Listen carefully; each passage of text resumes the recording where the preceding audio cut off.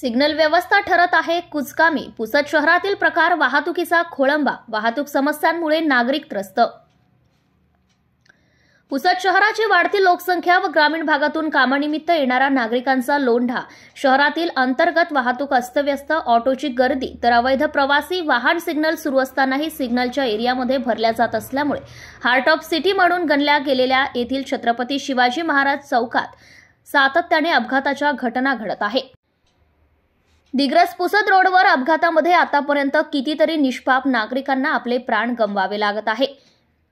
छत्रपती शिवाजी महाराज चौकात सुद्धा 3-4 जणांना, एक विद्यार्थिनीला ट्रक खाली चिरडून आपले प्राण गमवावे लागले होते।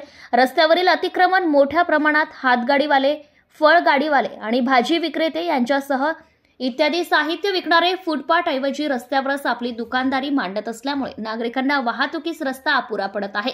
तर दूरसंचार विभागाकडून येणारी वाहतूक, छत्रपती शिवाजी महाराज चौकातून बस स्थानकाकडे जाणारी वाहतूक हे एकत्र येत असल्यामुळे या ठिकाणी मोठी वाहतूक कोंडी होत असते।